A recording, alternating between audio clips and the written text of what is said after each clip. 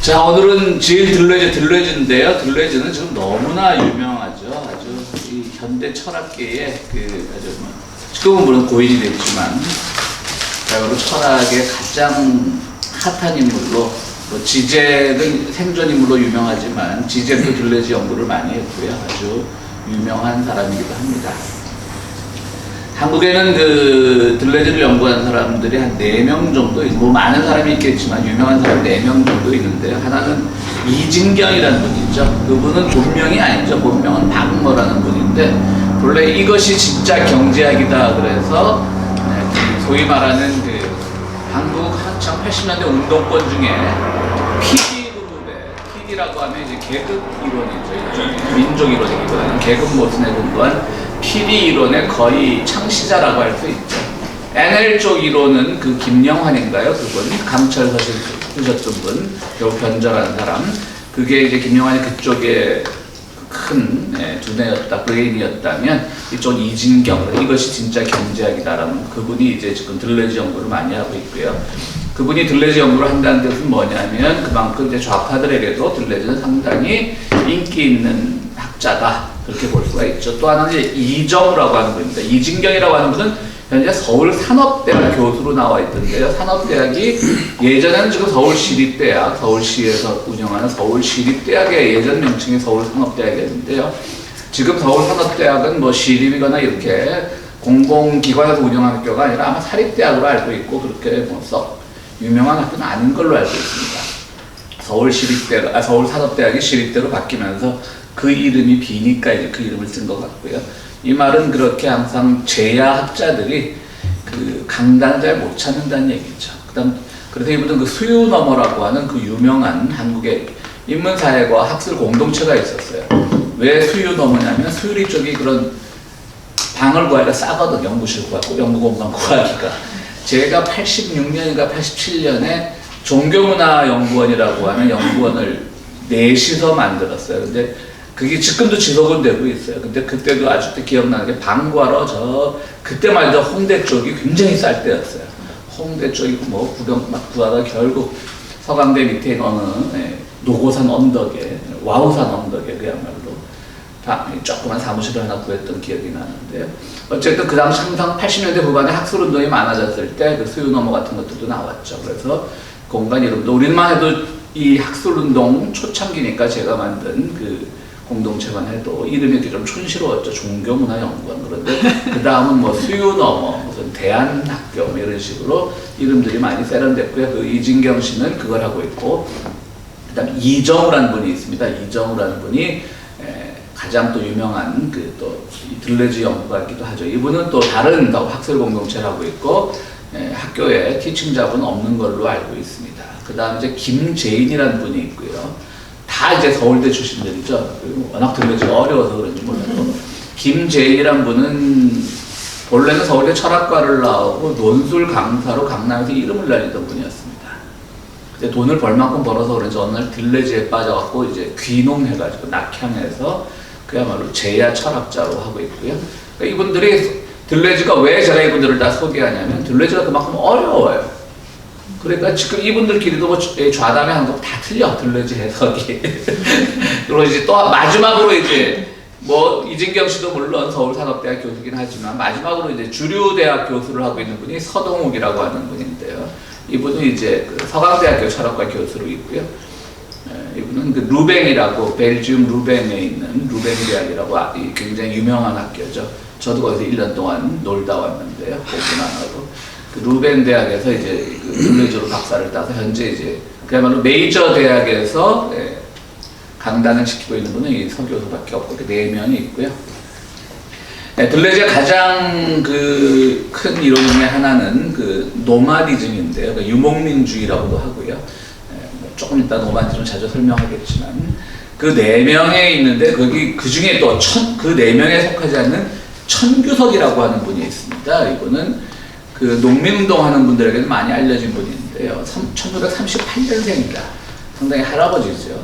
근데 이분이 몇 해 전에 노마디즘은 뭐 침략주의다 뭐 이런 비슷한 책을 썼습니다.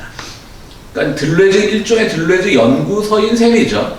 참 신기하죠. 1938년생인데 어쩌면 이분도 예전에는 무슨 뭐 서울대학이나 메이저 교육을 받았던 분일 수도 있어요. 이런 분들의 특징은 일부러 이제 저자 양력이나 이런 걸 안 쓰는 경우들이 많죠.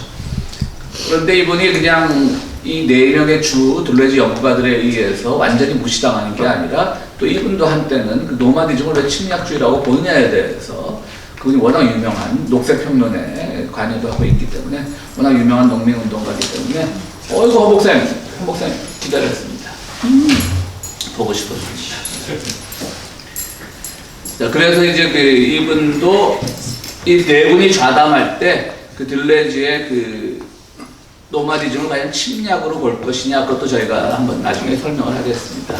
그거에 대해서 항상 거론되는 분이고, 이렇게 한 5분, 뭐 천규석 씨는 일단 주류 연구가는 아니고 4명의 연구가가 있는데, 말씀드렸듯이 뭐 프레시안이나 이런 인터넷 언론에서 뭐 주로 좌담회 같은 거 할 때 이 4분이 주로 뭐 다 나오는 건 아니지만 몇 분 나와서 항상 토론을 하는데, 들레즈가 이렇게 어렵습니다. 자기들끼리 다 주장하는 게 틀립니다. 네가 맞니 내가 맞니 하고.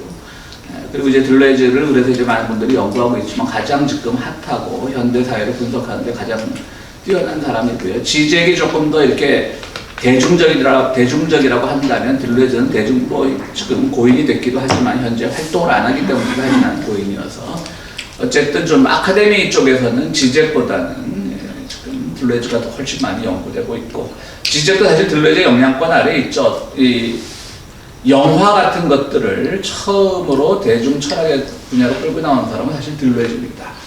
그래서 제가 한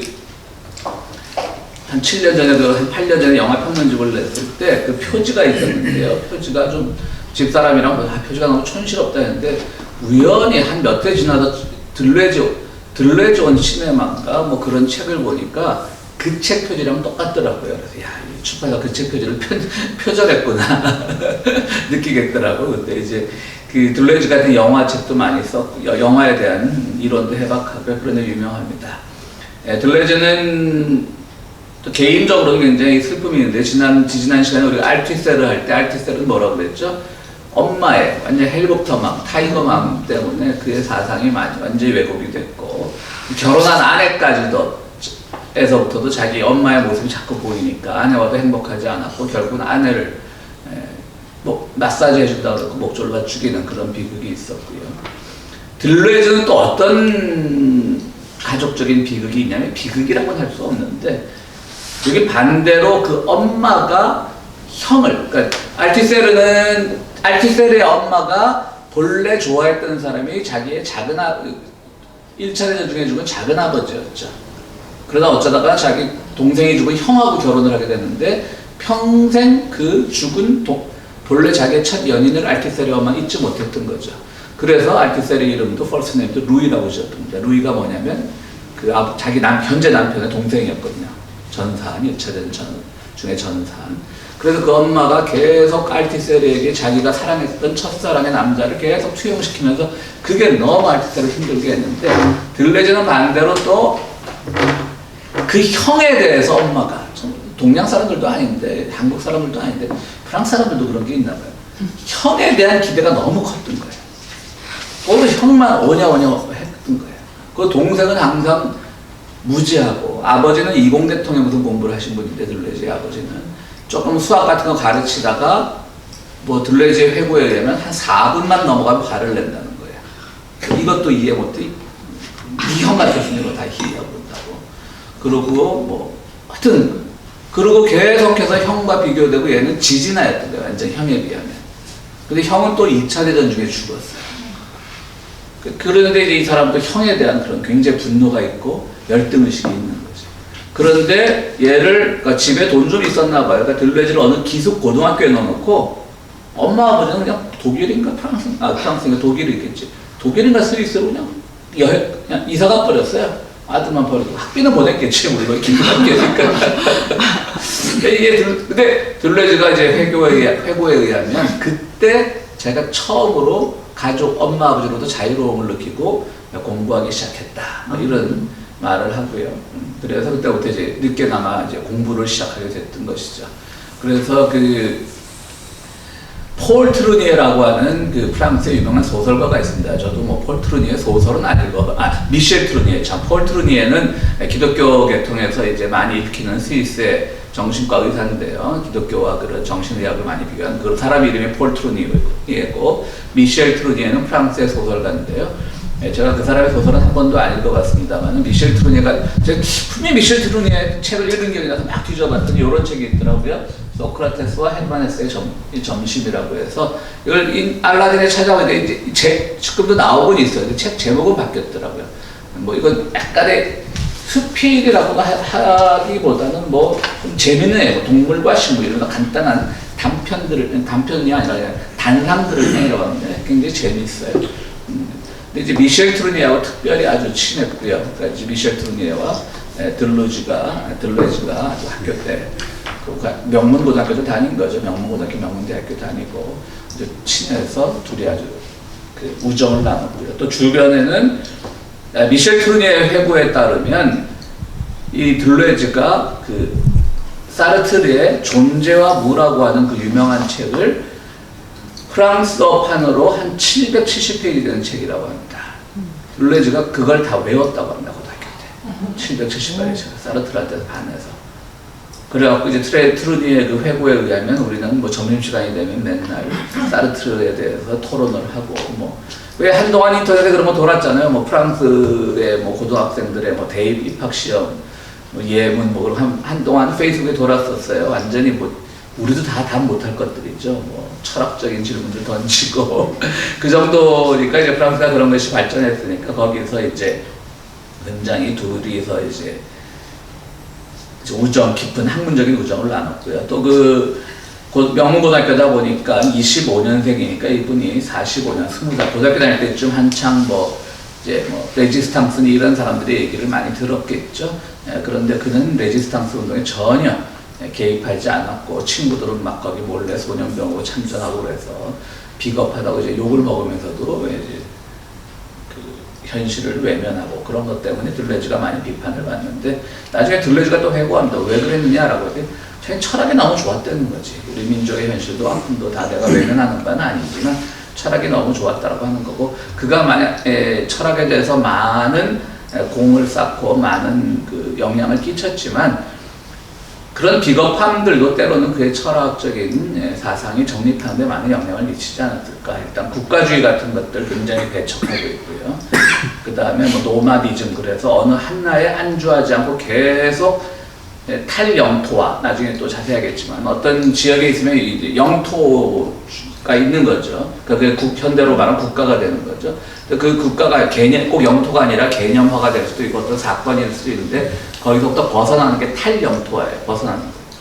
그 다음에 그것을 다시 재영토화하는 거예요. 개념으로 치자면 뭐 사랑이라고 하면 우리가 흔히 사랑이라고 하는 건 정의하기 어렵지만 뭐 사랑하면 뭐 남녀간에 사랑하고 그러나 이미 남녀간의 사랑이라는 건 이미 우리가 탈영토화가 됐죠. 지금 남녀간의 사랑만 있는 게 아니잖아요. 그리고 뭐 게이 커플도 있고 레즈비언 커플도 있고 또 게이와 레즈비언과는 사람들이 자꾸 운동하는데 트랜스젠더는 또 다른 성적 정체성을 갖고 있는 분들이고요. 하여튼 그런 것들 하여튼 사랑 어느 정도 그래도 우리가 뭐 정의할 수도 있는데 이제 그러면 재영토화 다시 정의하고 재코드화 혹은 재정립화하고 이제 벗어나고 기존의 것으로부터 벗어나서 다시 재영토화한다. 이제 그런 얘기들을 많이 이제 하고 있습니다. 그리고 이제 그 당시 들레즈는 알티세르도 그랬잖아요. 우리 지난주 알티세르 할 때 굉장히 멋있게 잘생겼잖아요. 그러니까 프랑스 할 때도 잘생겼습니다. 근데 특히 들레즈는 옷을 잘 입었답니다. 그래서 들레즈의 별명은 댄디였다고 합니다. 근데 안타깝게도 머리가 벗겨진 거예요. 그래서 이런 모자를 쓰고 있었습니다. 이제 소개하느라고 썼으니까 이제 벗겼는데 더워서 안 되겠다. 네? 그래서 근데 머리숱이 뭐 이렇게 보면 이거는 마이클 하트라고 하는 미국의 굉장히 좌파 안토니오 네그리와 뭐 제국이라는 책도 같이 썼던 마이클 하트가 쓴 들레그 사랑의 진화라는 책인데 그 앞에 사진이 나와 있네요. 내가 이 사람보다 머리숱이 많은 것 같은데 어쨌든 옷을 굉장히 잘 입었다 그러고요. 그것에부터 들레즈 흉내내기는 끝난 것 같아요. 저는 뭐 옷을 안만 잘 입어도 키가 작아갖고 오태가 안 나는데 어쨌든 그런 들레즈의 일화 이제 좀 주변적인 얘기를 하고 들레즈에 들어가도록 하겠습니다. 들레즈는 쉽게 말해서 로고스주의를 거부하는 사람입니다. 로고스주의. 그러니까 뭐 일종의 플라톤주의겠죠. 로고스주의라고 하면 일종의 플라톤주의가 될 거고요. 이성 중심, 뭐 합리성 중심.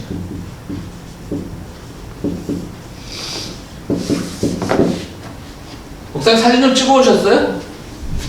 다음 주에 한번 하실래요? 뭐 여기서 평화사당에서. 네, 뭐 특별한 건 없고요. 그래요? 그냥 구하고 그래도 사진 좀 찍으셨어요? 그동안 우리가 북한 다녀오셨거든요. 이렇게 사진은 다음 주에 가능하세요? 다음 주요. 아직 쉬는 시간에 조금 대답해 볼라 하신다는 게 조금 더 생각하셨다. 아니 어떻게 갔다 올 수 있지? 트럼프가 막고 있는데. 아니요, 쉬는 거죠. 세신 분들은 갔다 올 수 있어요. 무슨 뭐 패스포트는 새로 받아요.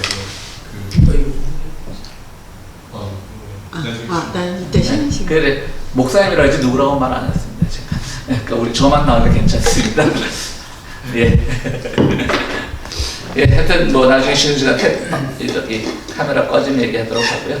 어쨌든 로고스주의를 거부하는 로고스주의를 거부한 거면 니체도 있을 수 있겠죠. 그래서 사실은 뭐 니체에 대해서 상당히 들레즈 자체가 관심을 가지고 뭐 들레즈가 니체에 대한 연구소를 쓸 정도로 그런 걸 갖고 있고요. 어쨌든 니체가 대단한 학자라고 하는 것은 이제 플라톤 이후에 몇 번 말씀드렸지만 모든 철학은 다 플라톤의 아류라 그러죠. 뭐 칸트니 헤겔이 다 아류라 그러는데 처음으로 그런 로고스 중심주의 또는 이성 중심, 합리성 중심, 뭐 근원주의 이런 것들을 반대해서 처음으로 철학을 전개한 사람이 니체였고 그거를 이제 따라한 사람이 들레즈인데요. 들레즈는 그런데 한편으로는 이 사람은 생성의 형이상학이라고 부릅니다.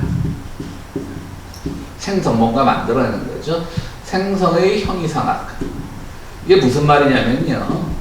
그러니까 플라톤 중심은 형이상학이죠. 항상 철학에 뭔가 근원이 있고 존재의 근원이 있고 이념이 있고 이데아가 있는 것이 형이상학인데 들레즈는 그런 걸 배격을 한단 말이죠. 니체에 이어서 둘이 이제 양술이 서로 상대적 가치를 가지고 있는 건데 그럼에도 불구하고 형이상학이라는 거죠. 그게 들레즈의 이제 특징적인 게 하나입니다. 그러니까 흔히 말하는 경험주의나 그런 거랑 다른 거죠. 흔히 이제 로고스주의를 거부하면 경험주의라고 우리가 쉽게 분석을 하는데 들레즈는 그 경험주의와는 달리 형이상학을 인정한다는 거예요. 근데 형이상학의 근거는 항상 어떤 절대 존재, 뭐 해결식으로 말하면 절대 정신, 혹은 플라톤식으로 말하면 이데아, 뭐 이런 것들이 형이상학의 근원이 되는데 들레즈는 형이상학 자체는 인정을 해요. 그런데 존재에 의한 형이상학이 아니라 생성에 의한 형이상학을 한다는 거죠. 생성에 의한 형이상학.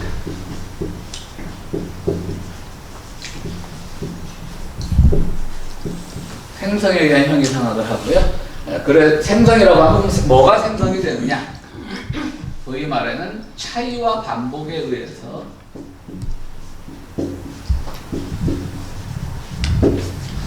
차이와 반복에 의해서 항상 생성되는 새로운 뭐 이념, 뭐 질서, 가치 이런 것들이 있다는 얘기인 거죠. 이게 무슨 말이냐고 하면요, 우리가 그 발터 베냐민 공부할 때도 얘기했지만 발터 베냐민도 소위 말하는 아우라 이론, 그러니까 우리가 뭐 모나리자라고 하는 그림을 보면 그 자체가 가지고 있는 뭐 아우라, 우리가 막 저게 모나리자야? 저게 뭐 누구야? 무슨 그림이야? 뭐 그런 가치가 아우라가 있는데 지금은 복제 기술이 활성화되면서 그 아우라가 사라졌다라고 하는 것이죠. 그래서 베냐민은 그런 복제 기술, 새로운 아우라는 없지만 새로운 복제 기술로 의해서 모든 예술이 복제가 되고 또 영화가 시작이 되면서 어떤 절대가 사라졌지만 그 안에 새롭게 접근할 수 있는 진리를 탐구했다면 그거가 출발은 비슷할 수 있지만 그 락강 요소 우리 공부할 때 배웠겠지만 앤디 워홀이라고 하는 유명한 그걸 뭐 파바트라 그래야 되나 일종의 뭐 일종 파바트라기 너무 가볍고 하여튼 앤디 워홀 같은 사람들은 똑같은 그림을 막 대량으로 찍어내잖아요. 그럼 그게 반복이죠. 그럼 반복은 뭐죠? 동일성을 추구하는 것처럼 보이죠. 왜? 똑같은 거니까. 복제하니까. 베냐민처럼 복제하니까. 근데 베냐민이 여기서 그 복제에서 복제를 하나의 베냐민은 복제를 하나의 가치로 봤다면 그러니까 아우라의 대립되는 아우라와 다른 하나의 가치로 봤다면 그 들레즈는 동일성이 아니라는 거죠. 그래서 앤디 워홀이 강조한 것도 그거. 딱 보면 사람들이 뭐 앤디 워홀이 일종의 뭐 나쁘게 말하면 상술로 그랬을 수도 있고 모든 걸 많이 찍어내면 사람들이 다 거기에 대해서 많이 가치를 부여하지 않을 거 아니에요. 그러니까 앤디 워홀이 뭐 어떤 논리를 개발했냐면 다 다르다 자세히 봐라. 뭐 잉크의 사실 우리가 복사를 해도 다를 수밖에 없죠. 뭐 잉크의 그 적용 정도도 다를 수 있고 또 실크 스크린 같은데 또 복사를 했으니까 앤디 워홀은 그런 것 때문에 다 다르다는 거죠. 그래서 그 작은 차이들이 있는 건데 그 차이를 봐서 이 반복을 하지만 그 차이는 분명히 존재한다. 그래서 우리는 반복을 통해서 차이 그 자체가 어떤 형이상학적 의미를 가진다라고 하는 것이 차이가 이데아 같은 거예요. 근데 그 차이가 어떻게 이데아가 될 수 있어요? 될 수 없죠. 차이 자체만을 강조를 하면 우리는 무조건 뭐 개성 있게 살아야 돼, 차이 있게 살아야 돼. 이렇게 하나로 결론 지어주는 건 그것도 옳지 않은 거예요. 그냥 차이가 가지고 있는 그 자체 동력이 하나의 새로운 철학적 주제라는 거죠. 그러니까 쉽게 얘기해서 이런 거죠. 예를 들어서 우리가 요즘 이주 노동, 뭐라 그래야 되나, 동남아계 며느리들, 농촌 아내들, 완전 참 우리가 차별들 심하잖아요. 그죠? 일단 다르게 생겼고, 필리핀 아이들도 다르게 생겼고. 그런데 그거를 욕하고, 깔고 그런 인간들을 일단 제쳐놓고, 그건 인간들이 아니니까, 우리 편 안에서도 대부분 이렇게 얘기한다는 거죠. 왜 우리가 피부색 좀 다르고 엄마가 다른 국적을 가진다고 저들을 무시해야 되냐? 쟤들도 다 앞으로 대한민국의 귀한 일꾼들이 될 아이들이다. 우리와 같은 아이들이다. 쟤들도 아버지가 국적이 한국이니까 군대 갈 아이들이고 낙세 임무를 다 할 아이들이다. 라고 말하는 게 차이를 오해하고 있다는 거죠. 무슨 말이냐면 거기는 또 하나의 동일적 가치로 그 차이를 자꾸 끌어가려고 그러는 거잖아요. 그죠? 무슨 말인지 아시겠죠? 한국 사람이야. 피부색만 다르지만 한국 사람이야. 우리야. 무시하면 안 돼. 쟤들 앞으로 이 나라를 안 그래도 인구주부인데 쟤들이 이 나라를 지켜갈 아이들이야. 이념을 딱 설정해놓고 글로 다 몰고 간다는 거지. 들레즈가 말한 차이는 그게 아니라는 거지. 그런 거 없어도 된다. 그냥 그 차이 자체가 우리가 다른 피부색 자체가 엄마가 다른 국적 차이 자체가 그게 다 새로운 의미를 가진다라고 하는 거예요. 그 차이에 이제 굉장히 집중을 하는 거죠. 그러다 보니까 이제 비판적인 얘기들도 많이 나와요. 그러면은 실제로 그 차이를 너무 차이를 강조하다 보면 그게 아까 말한 탈영토화돼. 그러니까 어떻게 보면 제가 농담 삼아 왜 우리 2차 가서 술자전을 한 얘기 있잖아요. 내 좌우명은 튀어야 산다라고 안 튀면 죽는다고. 근데 그게 때로는 굉장히 겉멋일 수 있잖아요. 그죠? 무슨 수를 써서라도 남들과 똑같은 건 싫어. 근데 그러면 나는 그쪽으로 가지 않지만, 그러면 예를 들어 극단적 생태주의자들 있죠. 다 이걸 다 버리는 거야. 지금 자본주의 질서 속에 살고 있는데 다 버리는 거야. 다 버리게 되면 극단적 생태주의자가 되는 경우도 있어요. 그러니까 이런 것들도 들레즈가 가지고 있는 함정이죠, 사실은. 그런 것, 이제 들레즈를 비판하는 사람들은 그런 걸로 비판을 하죠. 2018년에 나온 영화 중에 그 리폼드라고 하는, 리폼드 처치도 아니고 리폼드라고 하는 그 영화가 있는데요. 제가 뉴스에인가 거기 한번 서평을 쓰기도 했고요. 우리 교회 유튜브 보면 한 10분짜리 제가 만든 유튜브가 있습니다. 한번 보시고요. The First Reformed라고 하는, 그러니까 뒤에 보통 그런 게 교회 이름이거든요. 영화 제목은 First Reformed에서 끝나요. First Reformed Church가 아니라. First Reformed Church는 기독교 영화였죠. 근데 그것도 사실 주인공도 목사인데 그 영화에 보면 그런 극단적인 이제 환경주의자가 나와요. 그래서 극단적 환경주의자를 보면서 그 목사가 이제 굉장히 고민을 하죠. 이 사람은 또 자기 아들이 또 목사인데 또 국가주의에 대한 또 굉장한 신봉자예요. 그 아버지가 자기도 이제 군종 장교로 군대를 갔다 왔고 그 아버지 할아버지는 남북 전쟁 때 뭐 또 뭐 군인으로 뛰었고 뭐 이런 막 가문의 전통을 강조해서 자기 아들도 지금은 뭐 모병 이제 징집제도 아닌데 자발적으로 이라크에 보냈다가 이제 전사를 해요. 예, 그래서 이제 와이프랑 이혼을 하고 그런 얘기인데 거기 이제 극단적 환경주의자가 나오는데 그 사람이 그 환경운동에 벽에 부딪히니까 자살을 해요. 그러니까 목사가 이제 그걸 뭐 굉장히 이제 회의에 빠진 거죠. 나는 목사라는 사람인데 저들은 저렇게 정의를 위해서 사는데 나는 무엇인가라고 하는 고민을 해요. 그래서 그도 죽으려고 해요. 동네 모든 사람들이 그 교회가, 그가 목회하고 있는 교회가 한 7, 8명밖에 교인이 안 남았는데 역사는 한 200몇 년이 된 교회. 200몇 년 되는 기념식에 이제 지역 유지들을 다 초대해. 거기는 그 지역에 있는 유명한 악덕 공예 기업 공장의 사장도 있고, 뭐 국회 상원의원도 있고, 뭐 거기서 시한폭탄을 터뜨려 죽으려고 해요. 목사가 이제 기념식에 들어가기 앞서서 자기 몸에 그 시한폭탄 설치해요. 그 시한폭탄은 얼마 전에 자살한 그 극단적 환경주의자가 갖고 있던 거예요. 그러다 결국 뭐 여체체 넘어갔는데 저는 그 영화를 굉장히 재밌게 아주 감동 있게 본 게 분명히 오늘날 우리가 환경의 문제, 사실 뭐 바이러스 이런 것도 사실 환경의 문제가 깊게 관계가 되겠잖아요. 우리가 자꾸 동물의 서식지를 자꾸 파괴하고 그들과 자꾸 가까워지니까 좋은 의미에 가까워지는 게 아니죠. 우리가 그들의 침략지를 공격하는 거니까 환경 문제가 분명히 심각하고 지구온난화 이런 문제가 심각하지만 그냥 그거 자체가 또 탈영토하고 재영토하고 계속 가서 이건 아니야 갔을 때 그 극단적 환경주의로 갔을 때 그러면 그것이 과연 옳은가라고 하는 문제도 사실은 그러니까 둘레질을 모르는 입장은 두 가지 게 다 있을 수 있죠. 옳은가의 입장, 옳다라는 입장. 그럼에도 불구하고 가야 된다는 입장이 그런 게 있고요.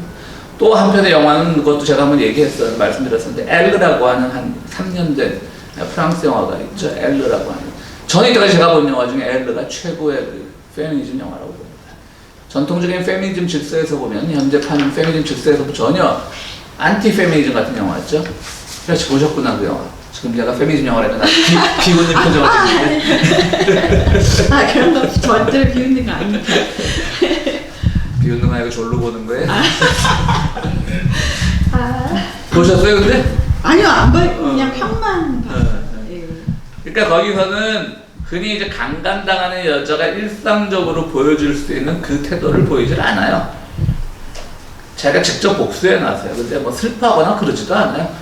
또 여자가 어떻게 보면 굉장히 남편과 여자가 혼자 사는 중년, 뭐 거의 할머니에 가까운 여성인데 굉장히 성적 욕망이 강해가지고 뭐 이웃집 남자도 막 자기 집에 초대하고 테이블 밑으로 외국 영화 잘 나온 장면들 있잖아요. 테이블로 발을 쭉 뻗어갖고 남자 허벅지를 공략한다든가 그런 거 나와요. 그럼 영화를 보는 관객들은 어떤 생각에 빠지냐면 그게 굉장히 그 감독들이 그런 도발을 잘 하는 거죠. 관객들에게.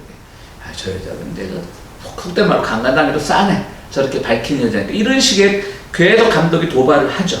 그거는 그 여자의 자기가 어떤 성적 기쁨을 추구하는 방법인 거고 그것이 옳고 그름을 떠나서 프랑스 영화답죠. 프랑스 영화는 아니에요. 프랑스에서 누구도 그 영화를 만들려고 하지 않았대요.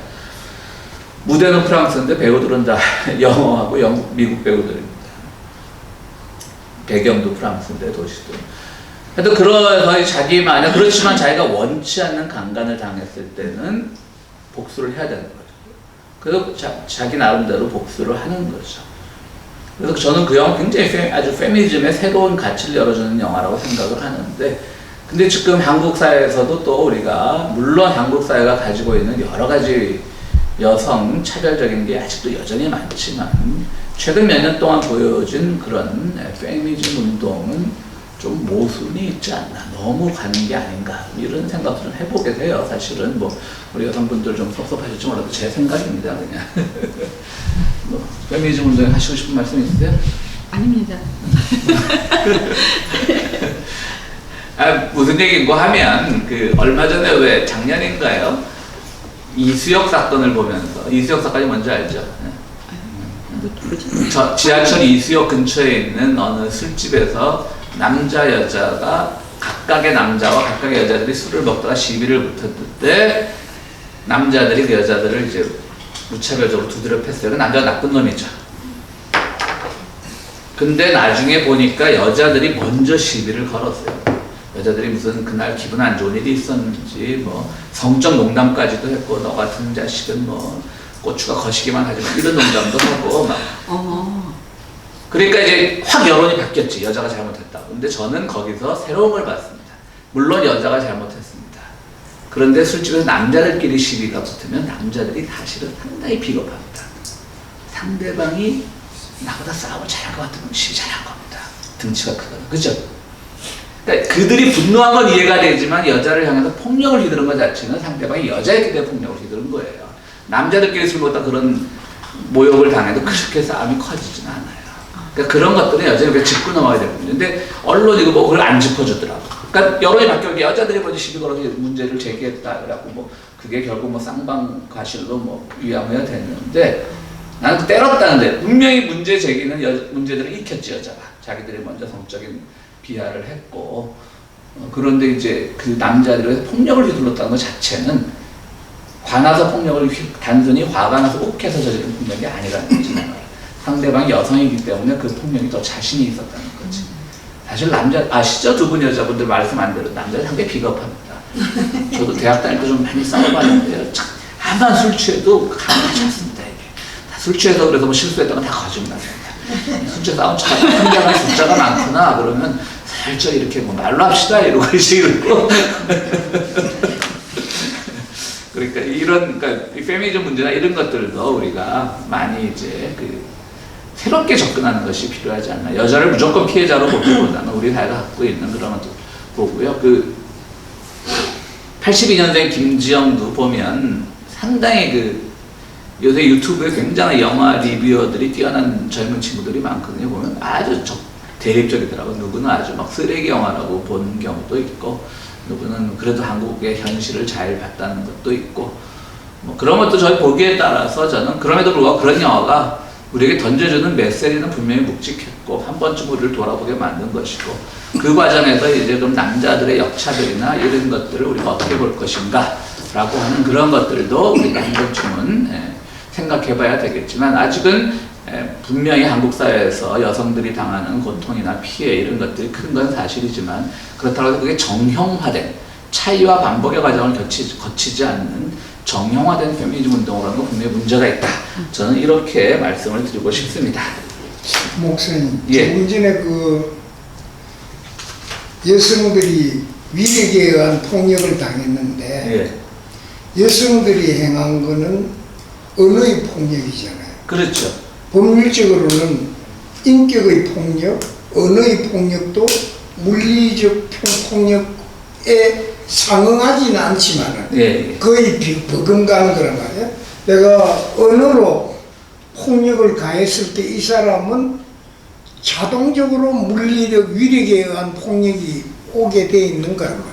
아, 그거는 자동? 그러니까 저는 이게 저는 그 네. 폭력 자체, 그러니까 네. 물리적인 폭력 자체를 휘두르는 남성들의 비겁함에 초점을 맞추자는 거지. 그러니까. 그런데 이제 유발하는 거거든. 그렇죠. 뭐 그런 건 있죠. 언어의 폭력을 사용해가지고 쪼다리 같은 게 젖대가리도 없는 게 뭐 이런 식으로 해도 상대는 그러면서 비속어 쓰시고 아니 그러기에 입으로 폭력을 그렇게 하는 거는 유발시키는 거란 말이야. 물론 그거는 그렇지만 목사님이 포인트는 여자 잘못했죠. 당연히. 정도.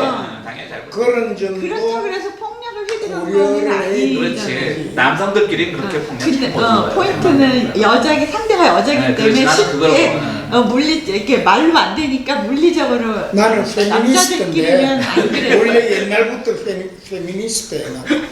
그런데 그런 이제 법을 공부하다 보니 이제 그런 거 형평성, 폭력의 형평성 이런 게 조금 아니 어쩌다 페미니스트가 되셨어요? 네, 어쩌다 나는 페미니스트. 근데 본래 저도 아까 들레즈 공부하는 저도 뭐 술자리에서 여러 번 얘기했지만 우리 어머니도 좀 그런 사람이었거든요. 그러니까 근데 왜 난 들레즈처럼 철학자가 안 됐죠? 우리 어머니도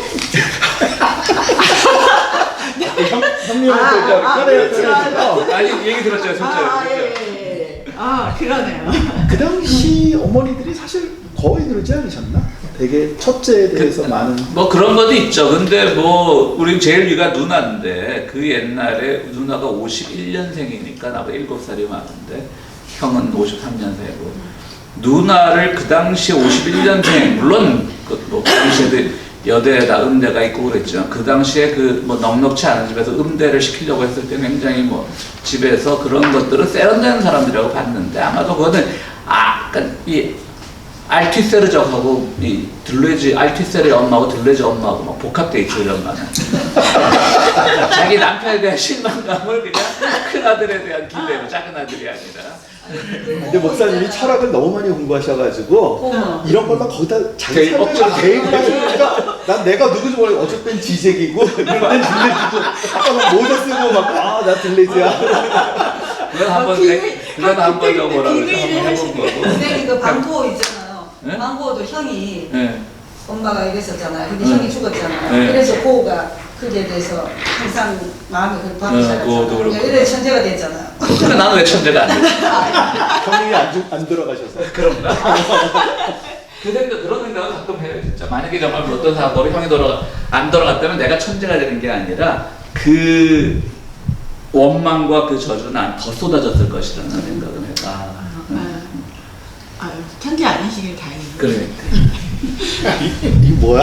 아니 천재가 왜 아니라고? 난 천재시라고 생각해. LA 3대 천재 중에 한 분이시라고. 그렇지. 3대 빨갱이라 그러지. 내가 다 내 입으로 3대 천재라고. 천재적인 빨갱이. 빨갱이 천재? 저희 같은 경우는 그 큰아들을 위해서 대학교까지 뭐 서울대학교 다 졸업까지 시켰는데 우리 누나들은 공대 졸업하고 땡쳤거든요. 그렇지. 그거는 이제 그 더 있어야 되는 좀 그랬지. 아니 그랬는데 많이 더 있어야 한 몇 년 차이가. 근데 저 같은 경우는 반감이 전혀 없거든요. 우리 형한테 대해서. 그런 건 어떤 경우? 아무 생각이 아니 철학자가 되려고 그러네. 아무 생각이 없어요. 아니 그러니까 저는 철학적 이 모든 주제를. 인생들은 다 철학적인 삶이다. 또 황호파네요, 황호파. 전혀 아무리 뭐 그런 그런 거는 근데 그거는 진짜 아무 생각이 없다는 게 말이 맞는 게 집에서 만들어 놓은 이데올로기에 순종을 하는 거죠. 그러니까 형만 잘 때면 니네 다 따라 잘 될 거야. 형을 서울대학 보내서 그가 분명히 니네 동생들을 책임질 거야. 뭐 이런 걸 하는데 다 순종을 해버린 거죠. 이데올로기에 포획돼버린 거죠. 아무것도 안 했네. 아니 근데 우리 누나들 저셔도 아무도 반감 사는 사람이 없어. 그러니까 그것도 포획된 거지. 어디 그러니까. 집안이 뭐해. 부자라 몰라도 제가 한국에서 그 부목사 생활을 할 때 어떤 분이 굉장히 가난해서 막 식당 요리사도 아니고 식당 화장실 청소하고 막 그런 분이 계셨어요. 근데 제가 90년대 초에 흑석동이라는 데서 목회를 했는데 부목사로서 그 흑석동에 중앙대학이 있고 이 한강변이 내려다보고 있는 데는 어마어마하게 큰 집들이에요. 내가 여기가 풍치지구라고 그래서 지금은 어떤지 모르겠는데 제가 그 동네에서 목회를 할 때는 그 한강이 내려다 보이는 그 집들은 다 집들이 어마어마하게 큰데 재개발이 안 되는 거야. 풍치지구라 그래서 일제 때 적산가옥인데 그거를 그대로 지금 좀 다 됐겠지. 근데 이제 우리 교회 어떤 권사님이 가지고 있는 개인 소유의 집인데 언제 그 집이 뭐 한 200평 돼요. 근데 재개발을 못하니까 언젠간 재개발 되겠지 하고 자기들 살지 못해도 부자니까 그 낡은 집에 어떻게 살겠어. 돈도 들여서 고치지도 않는 거예요. 그러니까 이제 교회에서 싼 전세비만 받고 이제 부모가 사택 걸어준 거야. 아마 대한민국 역사상 나만큼 큰 200평 사택 쓴 사람 안 없어요. 자다 보면 막 천장에 쥐가 기어다니고 우리 애들은 그거 보고 놀래지도 않았어. 저기 쥐가 있다. 다 사치려서. 나는 근데 넓은 집이 좋거든요. 나는 굉장히 편했는데 갑자기 그 얘기가 찌릿떡떡 무슨 얘기 하는 거야? 저 황호님 포획. 황호파. 포획. 아니 그 얘기 아닌데 또 잊어먹었어. 어쨌든 갑자기 떡떡 얘기를 왜 했더라. 어쨌든 거기서 이제 목회할 때 그래 재밌었다고. 이따가 반찬 먹을 때. 근데 좀 맡겼습니다. 좀 쉬었다 하겠습니다. 이제 아까 말했던 그 노마디즘이라고 하는 것, 그러니까 노마드 유목민이죠. 사실은 이거에 우리가 한동안 1990년대에 조선일보를 중심으로 뭐 징기스칸 리더십이 굉장히 유행했었습니다. 책들도 많이 나왔고요. 조선일보에서 뭐 특집으로 하면서부터 그다음부터 책이 막 나왔는데 일종의 뭐 소위 말하는 유목민주의 보면 징기스칸주의 보면 뭐 징기스칸 리더십 보면 그런 책 알고 봐도 뻔하잖아요. 뭐 어느 하나에 뭐 안주하지 않는다 무슨 뭐 어떤 리더십이다, 저런 리더십이다. 그런 책도 필요 없는데 그런 것들과 뭐이 둘레즈 사상에 발맞춘 건 아니지만 그런 오해를 받을 수 있는 여지도 없잖아 있다는 거죠. 그러니까 이거 노마디즘이라고 하는 것은 유목민주의라고 하는데 끊임없이 자본주의 안에서 그 자본주의라고 하는 그 체제를 이제는 어떻게 보면 자본주의라는 것은 정착된 것이고 고정주의고 정착주의죠. 자본주의라는 제도가 정착됐으니까 그로부터 끊임없이 탈주를 해야 된다는 거죠. 탈영토화를 해야 된다는 거죠. 그래서 이제 탈주선이라고 말을 하죠. 그래서 아까 말씀드렸던 그 들레즈를 연구하는 한국 학자들 사이에도 그 이제 탈영토화, 그러니까 기존의 체제를 벗어나는 탈영토의 개념을 탈주로 볼 것이냐, 도주로 볼 것이냐라고 하는 것까지도 이제 또 네 명에서 서로 의견이 안 맞아요. 탈주라고 하면 좀 자발적인 게 있는 거죠. 그러니까 스스로 나오는 거죠. 그래서 이 들레즈가 사르트르의 영향을 많이 받았기 때문에 제가 실존주의 말할 때는 영어로만 말하면 탈존주의라고 그러잖아요. 존재로부터 벗어나는 것. 사르트르가 그 탈주를 강조했기 때문에 들레즈도 탈주가 맞다라고 말하는 사람들이 있는가 하면 그렇지 않다. 도주다. 자본주의는 이미 부패하고 썩었기 때문에 도주에서 새로운 영토의 개념, 새로운 의미를 창출해내야 된다라고 하는 그런 것들이 있는 것이죠. 그래서 탈주냐 도주냐를 가지고도 이제 말이 많은데 어쨌든 뭐 쉽게 정리하자면 탈주, 도주가 됐든 간에 무엇이 됐든 간에 그는 욕망, 소위 말하는 욕망이라고 하는 것을 탈주의 가장 근본 사상으로 생각을 합니다. 탈주가 됐던 도주가 됐던. 그러니까 이 오이디푸스, 욕망이라는 게 원래 오이디푸스에서 나왔잖아요. 그래서 욕망의 삼각거리라고 그러죠. 부, 모, 아들. 욕망의 삼각고리인데 이 욕망의 삼각고리를 이 자식 친족 관계 어떤 성적인 문제가 성적인 문제잖아요. 그래서 우리가 항상 오이디푸스 컴플렉스가 아들이 엄마에 가지는 그런 성적인 그 생각을 오이디푸스 컴플렉스라고 그러는데 그 들레즈의 책 중에 유명한 게 바로 그의 사상 글을 이제 세계적인 석학으로 만든 책이 안티 오이디푸스라고 하는 책이 있습니다. 그것은 이 욕망의 삼각고리를 끊어내서 사회 정치적으로 갖고 나와야 된다는 거죠. 사회 정치적인 문제로. 사회 정치적인 문제로 끌고 나와야 되는 것이고 사회 정치로 그럼 이 욕망이라는 건 뭐냐? 이것을 왜 성적인 것에만 두느냐? 욕망의 긍정화입니다. 욕망의 긍정화.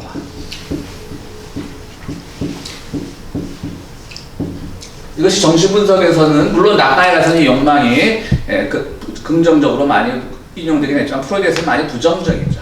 계속 그들의 트라우마나 어떤 히스테리 그것의 근본 원인이 되는 것으로 이 성적 욕망을 봤지만 이제 그 들레즈의 것을 밖으로 끌고 나와서 사회정치적 분야로 끌고 나와서 욕망을 긍정합니다. 그럼 욕망이란 뭐냐? 그 얘기죠. 아주 단순합니다. 하고자 함입니다. 뭔가를 하고자 함. 그러니까 안주해 있지 말라는 거죠. 하고자 함이라는 거죠.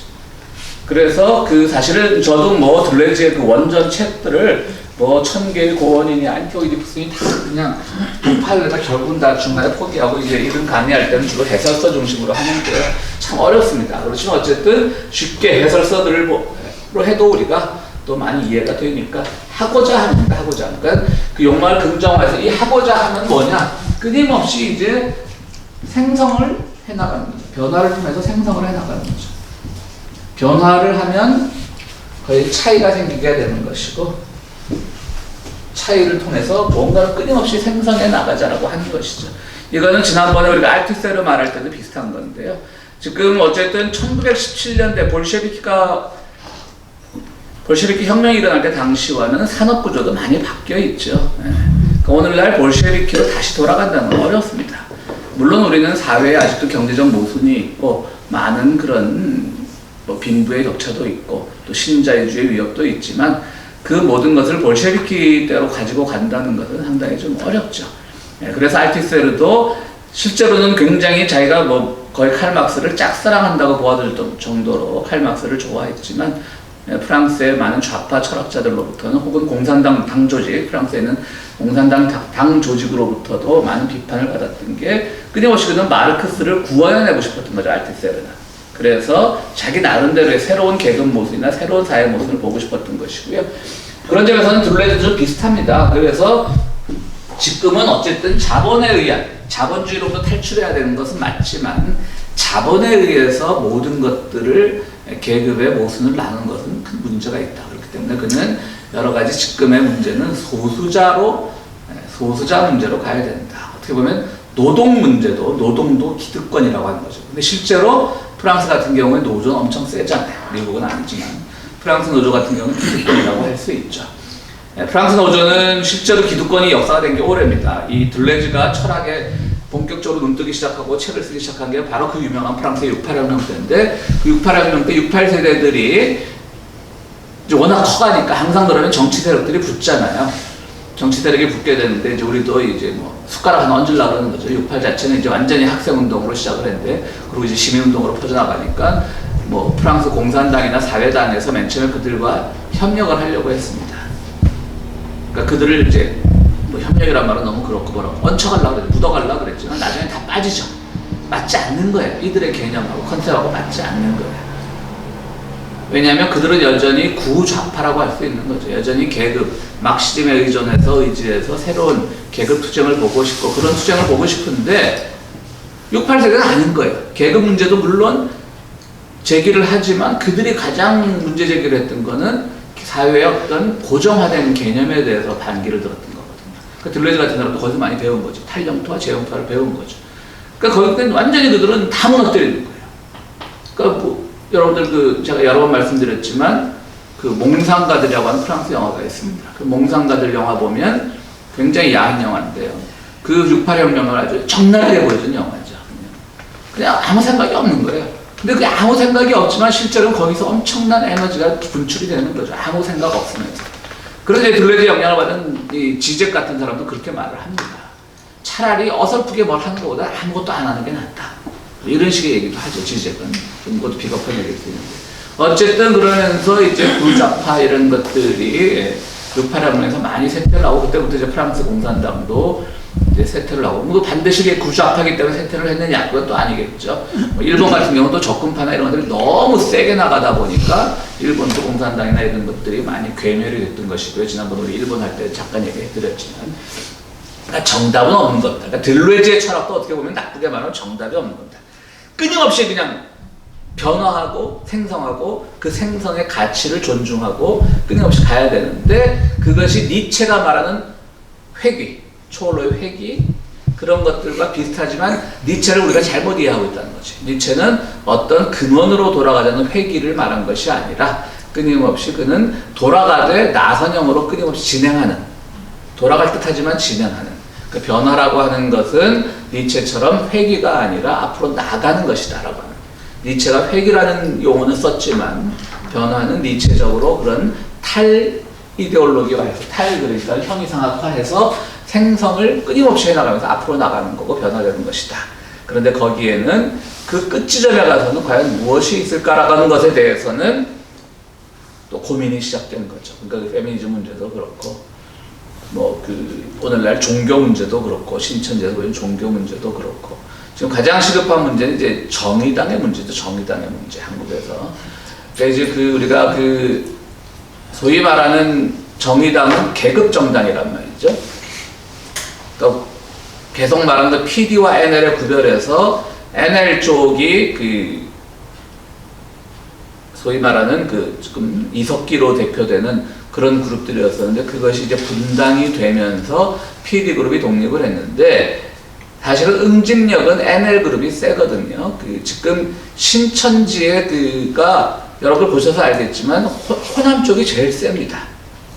이번에 사건이 대구 경북에서 나가지고 그 코로나 상대 대구 경북에서 나와서 그것이 또 진보 진영에게는 묘하게 또 그것이 도움을 준 건데 실제로는 호남이 제일 셉니다. 근데 호남의 그 신천지 책임자는 그게 과거는 잘 알려져 있지 않지만 광주민주화운동 때 꽤 역할을 한 사람으로 알려져 있습니다. 지대재라고 하는 이름을 가진 사람인데 지씨인데요. 그분이 호남의 전체 책임자고요. 그러니까 이 소위 말하는 NL이나 이런 조직운동 이론들이 이제 그 신천지나 이런 그룹에 많이 그 이제 유입이 됐다고 보는 거죠. 그러니까 이제 정의당의 위기는 그들이 물론 NLPD의 싸움이 항상 컸기 때문에 NL 그룹이 떨어져 나가면서 조직, 동원력에 있어서 PD는 약했던 거죠. 그러니까 그들이 의존했던 것은 유일하게 노회찬 같은 사람의 어떤 대중적 인기였습니다. 근데 노회찬 씨도 저는 왜 자살을 했는지 모르겠지만 그 자체가 이제 지나치게 순결주의였기 때문에 그 뇌물성 돈이 그의 양심을 건드렸기 때문에 자살했을 수도 있겠지만 저는 이렇게 말하면 좀 그분의 죽음을 뭐 좀 너무 폄하하는 건지 몰라도 그분 자체도 힘들었을 것 같아요. 한국에서 진보 운동을 해나간다는 것이. 왜 진보 운동을 해나가는 것이 힘드냐면 한국은 여전히 들레지적으로 생성과 변화를 못하고 있는 거예요. 계속 계급 구좌파적인 사고방식에 머물러 있는 거예요. 그 정의당은 차라리 그 구좌파에 접근을 하든지 차라리 뭐 과감하게 표 얻을 생각하지 말고 과감하게 무슨 사유재산 폐지를 뭐 그들의 정강 이념으로 들고 나오든지. 근데 그것도 아니잖아요. 그런데 뒤늦게 와서 그들이 연동형 비례대표제를 하는 과정에서 민주당이 사실은 이거는 내가 굉장히 높게 평가하고 싶어요. 자기들이 양보를 한 거죠. 그 연동형 비례대표제 선거법으로 고쳐지지 않았으면 이 코로나 사태가 있었음에도 불구하고 민주당이 제1당이 될 가능성이 굉장히 높죠. 기존에는 그들이 전체 얻은 표를 가지고 비례대표를 나눴으니까. 근데 지금은 연동형이 되면서 어느 정당이 어느 의석 이상을 차지하면 그들에게는 비례대표가 할당이 안 돼요. 그래서 연동형과 준연동형을 46석을 나누면서 연동형은 30석, 준연동형은 예전과 같은 그런 정당 득표수에 의해서 나눠지는 것, 그걸 했는데 캡이라는 게 있어요.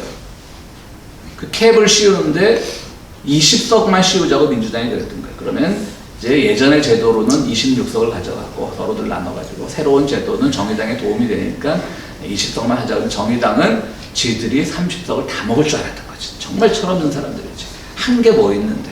계속 그들은, 전 정의당을 폄하하는 게 아니라 그들의 정당 정신이 좋지만 그들이 당을 생존해 나가는 방식은 사실은 민주당이 기생했던 거거든요. 이게 크거든요. 수능중보다 더. 네? 수능중보다 더. 아, 연동형 비례대표요? 그거 되게 어려워. 그러니까 어쨌든 30석을 정의당은 다 가져가게 될 줄 알았겠지. 우리가 그랬던. 근데 이미 노회찬이라고 하는 그런 대중적 인기도를 가진 사람이 없고 신상정 씨에게는 그만한 또 리더십이나 그런 지명도는 있지만 인기는 없고 그게 이제 문제가 되는 거예요. 그러니까 지금 새로운 변화를 해야 되는데 우리는 여전히 이번에 조국 정부에서도 나와 보듯이 여전히 구좌파 이데올로기를 가진 사람들이 현 정부에 대해서 아주 비판적인 거죠. 그러니까 여기서 말하는 저들은 빼고 무슨 이만희당은 빼고 신천지당은 빼고 소위 말하는 우리 진보라고 이렇게 중도 진보 자유주의자라고 네이밍할 수 있는 사람들 중에서 지나치게 들레지적 변화에 익숙하지 생성 변화에 익숙하지 않은 사람들이 많은 거죠. 물론 그 끝이 어딜지 모릅니다. 그러니까 그 끝이 보이지 않기 때문에 이들은 여전히 계급주의에 입각한 사람들은 여전히 혁명을 이야기하고 여전히 그 새로운 그 변화, 혁신을 이야기하지만 그것이 먹히냐는 거죠. 그래서 우리가 여러 번 나왔지만 안토니오 네그리 같은 사람 그리고 마이클 하트 둘이서 쓴 책이 바로 제국이라는 책이죠. 제국. 우리말로도 번역이 되어 있는데요. 예전에 로마 제국이었다면 지금의 제국은 다중, 멀티튜드가 지배하는 세라고 하는 거죠. 근데 이 두 사람 다 엄청난 또 들레지 연구가들이기도 합니다. 그래서 그들이 왜 들레지에 집중하느냐. 다중은 어느 하나로 자본주의적인 개념으로만 정의할 수 없는 거예요. 그래서 그들은 여전히 뭐 자본은 없지만 그들만이 가진 그 오락을 즐길 수도 있는 거고요. 뭐 축구를 좋아할 수도 있는 거고. 저 같은 경우는 스포츠를 별로 안 좋아합니다만 뭐 축구를 좋아하면 구좌파 입장에서 좀 프로좋아해요. 프로축구 좋아하고 유럽 리그들 선수 이름 달달 외우고 그러는 거 보면 저는 되게 이상하지만 그게 또 하나의 뭐 흐름이도 어떡하겠어요. 근데 그들을 다 부르주아적 취향을 가진 사람으로 우리가 매도할 수 없다는 거죠. 이제 저는 솔직히 말해서 아직은 개인적으로는 행동적으로는 그렇지 않은데 개인적으로는 그러니까 머릿속으로는 구좌파가 맞아요. 항상 불끈불끈 솟고 뭔가 혁명이 일어나야 될 것 같지만 살지 못하면서 노는 거 좋아하고 술 먹는 거 좋아하면서 지금 술 끊었지만 아직 좀 문제는 한식적으로 끊었잖아요. 그러니까 아직 한식으로 끊는 거 지금 불안해하잖아. 아니 한식적으로 끊었는데 술 끊 끊었다는 사실을 꼭 표방해야 되나? 아니 일부러 일부러. 지금 계속 그거 달리. 사순절 때만 끊어버려. 술을 끊었다고 표방함으로써 예방도 성역화시키는 거야? 아니 무슨 있을 그건 아니고. 네. 그 도주 말고 추방이라는 단어도 있잖아요. 추방도 있죠. 네. 근데 둘레주 용어는 없어요. 추방이. 도주가 추방일 수도 있죠. 추방은 어디서 나오냐면 주로 그 대련동산. 아니 추방은 당하는 거고 너무 저거는 그냥 정리돼. 하는 거 아니야? 네. 탈주는 하는 거고 이제 도주는 뭐 당한다기보다는 도망가는 거지. 도망가는 거. 탈주 추방하고도 좀 다르죠. 그럼 정의당이 이제 문을 거의 닫는 형편에 그렇죠. 도달하니까. 저는 사실 4년 전에 영주권자들은 그 정당 투표만 하잖아요. 그때는 연동형 비례대표제 하기 전이지만 그때도 저는 가서 민주당을 안 찍었어요. 가긴 갔어요. 영상을 찍긴 찍었는데 근데 정의당도 싫더라고요. 보여주는 게 없어요. 민주당을 안 찍으면 저는 정의당을 찍는다면 굉장히 위선으로 보이더라고요. 그럼 민주당 찍어서 델론 밀어주는 게 낫지. 그러니까 내가 되는 건 지역구는 못 찍지만 영주권자들은 정당 투표를 하게 되니까 비례대표를 한 명이라도 더 밀어주는 게 낫지만 내 의식이 민주당을 싫어하면서 정의당 가진 게 별로 없더라고요. 집토끼를 잡아야 된다니까. 그래서 나는 녹색당 내가 집토끼야. 저는 토끼기를 거부하는. 토끼질 두 가지 의미가 있는데. 또 무슨 근데 진중거이가 야한 생각한 거 아니에요? 야한 생각한 거 아니에요? 아니 목사님 아니 진짜 왜? 제가 토끼질도 어떻게 알고? 근데 아니 야한 의미가 둘이 벌써 있어? 그런까지 아시는 사이예요? 아 그렇구나. 목사님 예. 진중거이가 녹색당이잖아요. 진중은 녹색당 아니에요? 정의당이었죠. 정의당이 상당했죠. 정당은 없어요. 지금 근데 여기 또 녹색당도 실수했어요. 신지혜라고 하는 녹색당 대표가 무슨 인터뷰인가 어느 카톡방에 들어가는데 자기를 신분을 속이고 들어갔어요. 그죠? 손혜원이가 그러던데 아니. 진중거이가 녹색당에 입당했다고? 입당했대요? 모르겠어요. 그럴 수도 있다. 근데 그 입당했을 또 진중권이가 또 실수한 거지. 그럼 신지혜라고 하는 이 녹색당의 대표가 이번에 큰 구설수에 올랐거든요. 이제 어떤 카톡방에 들어가는데 자기가 들어갈 방이 아닌데 이제 자기를 숨기고 들어갔다가 그게 탄로가 난 거야. 어떤 정치적 논의를 하는 방에서. 한국도 진보운동이 많이 이제 괴멸됐죠. 뭐 사회당도 있었고 한국에 아예 노동당이라는 당이 있었습니다. 좀 다 없어졌습니다. 한동안 사회당하고 노동당이 합친이 뭐니 그랬는데 그 얘기는 우리 교회 김용호 장로가 잘 알아요. 막 사회당인가 노동당에 대해서 계속 여기 후원금 보내고 그러다가 당연히 없어졌어요 그러더라고요. 이제 김용호 장로도 그런 우리 김용호 장로 다 우리 교회 안 돼서 다 아실 거예요. 좀 우리 교회 30대 장로가 있습니다. 이제 장가도 안 가도. 30대 근데 뭐 공직사님도 모르시나 김용호 장로? 우리 헌목사님 아시나? 알죠. 우리 제 처음 왔을 때 여기 제가 처음 여기 그때 맞아요. 서당할 때 그때 왔었죠. 왔었죠. 우리 헌목사님 아실 거고. 어쨌든 뭐 그런 진보운동들이 지금 많이 죽었고요. 이번에 정의당은 그 소위 말하는 그 연동형 비례대표제 그 묻어가기 위해서 비례민주당을 만드는 게 옳냐 그러냐 하는 문제인데 저기 누굽니까 백낙청이니 이런 시민사회 지도자들이 할 때는 모른 척하고 넘어가는 게 좋아요. 그래도 민주당은 지금 저는 여전히 민주당 지지자는 아닙니다만은 민주당은 여전히 지금 자기들이 한 명분 때문에 선뜻 못 나서고 있죠. 그렇다면 시민사회 원로들이 했을 때는 정의당도 거기 같이 해주는 게 맞아요. 가장 합리적인 거거든요. 민주당이 또 공정당으로 자기들이 비례대표를 안 낼 수 없는 그게 고민이에요. 그럼 똑같아지니까 한나라당하고. 자기들이 내면 이제 민주당 지지자들은 헷갈리게 되는 거지. 이거를 밀어 아니면은 위성정당을 밀어 헷갈리게 되니까 시민사회 원로들은 아예 민주당이 포기를 해라. 비례대표 공천을. 근데 그게 민주당 입장에서 쉽지 않죠, 사실은. 그렇게 하기에는 그럼 똑같아지는 거잖아, 제도라고. 그래서 쉽지는 않은 문제지만 또 정의당 문제가 있고. 근데 나는 이참에 정의당을 위해서라도 정의당은 버리고 가는 게 좋습니다. 정의당은 이름을 사회민주당으로 바꿔야 되는데 3인당으로 바꿀 용기조차도 없잖아요, 사실은. 독일식 3인주의도 자신이 없기 때문에 그 내부에 3인당으로 바꾸자는 얘기들이 많았었거든요. 근데 그 자신이 없는 거야. 빨갱이라는 소리 들을까봐. 그리고 남북 문제에 있어서는 그 NL과의 차별성을 위해서 얘기 나오면 가장 먼저 이제 북한에 대해서 비판적인 발언들을 쏟아내고.